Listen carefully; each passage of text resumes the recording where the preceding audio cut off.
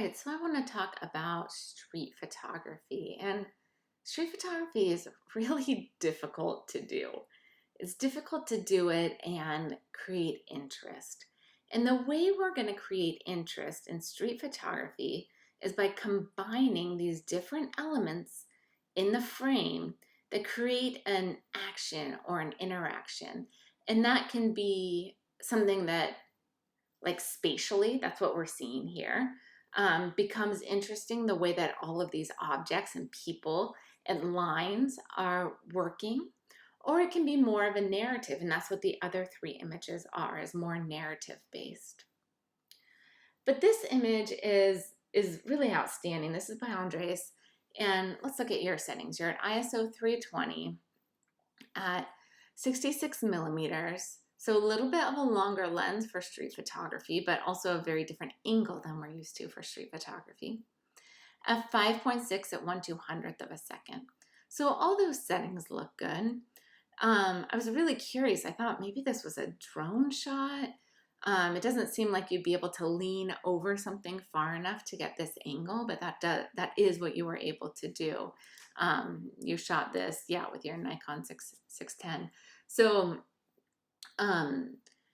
the angle is really interesting to me. And the reason the drone shot threw me off is because I think you'd get in big trouble for having a drone in the city like this. So the way we interact with this image is first by finding the white area. So we have the subject here as they're crossing the street. We have the crosswalk with the big X and the car here and the lines here. So all of those create an interaction for us. And then we have this like unusual color of this blue-green that you wouldn't expect to see repeated in the frame. But you have it here, and then you have it again there, and here, and even kind of between these two cars, even though this car is probably black, it's reflecting the sky, so it gets to kind of be the same tonality. So really interesting watching all of these elements as far as like spatially how they're reacting to each other. And then also there is this little bit of a narrative as we're watching this car kind of inching over the line and these people are in the crosswalk. So I think that also creates a narrative. But really like fun, interesting image that I could look at for a long time and pull apart the different aspects of it. Even this color is here, and then the yellows move us through the image. So lots of positive things working in this image. But your angle of view and waiting for this moment to occur is what really brought this together.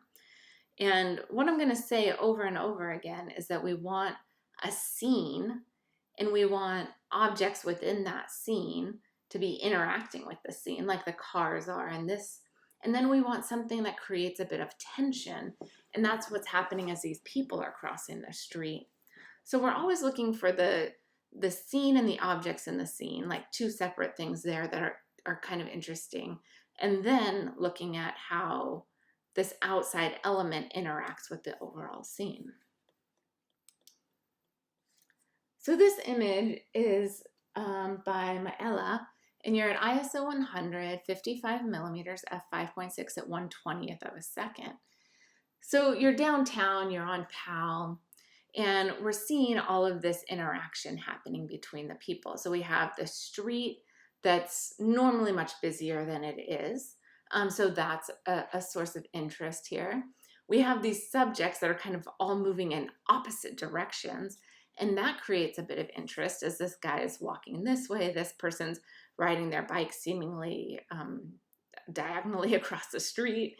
And then this person is moving off to the side. So that creates an interesting spatial relationship, but there's not that third element that we're looking for. We have the scene and we have these subjects, but there's not a third like action interaction of elements that we would be looking for here. I asked if you were on a tripod for this because it does appear that there's a little bit of movement in the image. So for this image, I would bump up your ISO because you're kind of stuck, right? If you don't have a tripod with you, then you're kind of stuck and your only option is to bump up your ISO to maybe 200, 400. At 400, I don't think you'd be having much blur. This blur, his movement is fun and that works really well, but not having the sharpness throughout the image is a distraction. So what you did here is you set up on a corner and you are waiting for an interaction, and I think you got some of that interaction.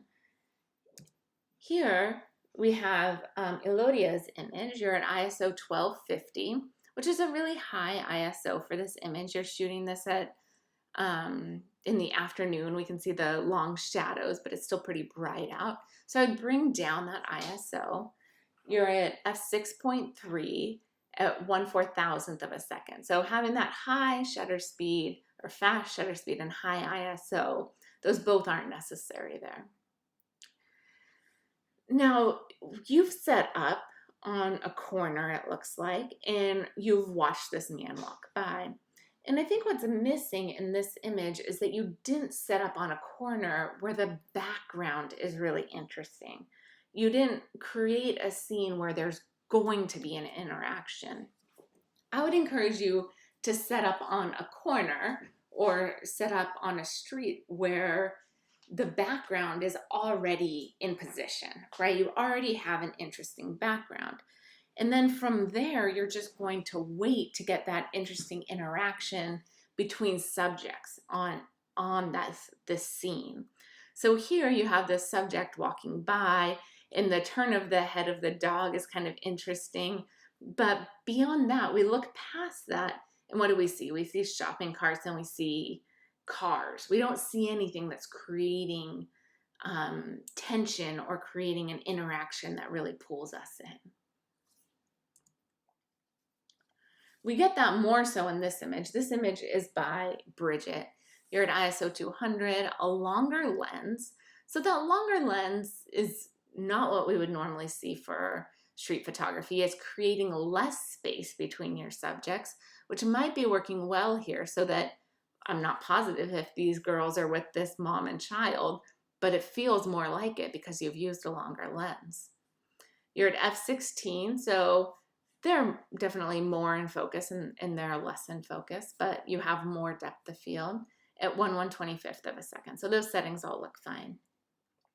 So your scene is this park scene, which in the same way as the last image isn't particularly interesting. It doesn't seem like you set up here knowing that you had the perfect background and we're just waiting for an interaction, right? Here there's some objects that are like, I don't know what these poles are. Is that a bike rack back there? Those aren't going to be adding to an overall scene. But you did create this interesting interaction between these girls as they're running with like 3 different kinds of bread. So the only time you're ever running in a park with 3 different kinds of bread, I assume, is to go feed the ducks. So it seems like that's what's going on here. Then the mom in the background kind of looking off to the side on her phone, and she's pushing her child. That's an interesting interaction. And then the fact that everyone's wearing masks, I think, is this like, I don't know, disappointing part of where we are in this whole pandemic, that we all are still wearing masks. So seeing that kind of gives us a sense of time and a sense of place as to what's going on in this. So yeah, I think that interaction between them is pretty interesting. I also, I'm actually going to show you another image from my other classes I did before. Let's see.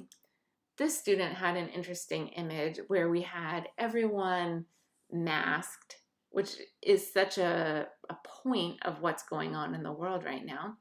And then these 2 unmasked people waited for that moment for them to cross. So that creates this tension within the image. Like, okay, these 2 people are taking the most risk, and at this moment we're capturing when they're coming across each other. And in your image, I get that a little bit. I can't tell for sure if that woman's wearing a mask or not in the background, but that adds that like little bit of tension for me, that there might be someone in the background. It actually looks like she is wearing a mask. But I think the tension that can be brought on by these interactions is a little bit more heightened right now, and I find that really interesting. So nice job with this. I think you found not necessarily an interesting background, but an interesting interaction between these different subjects.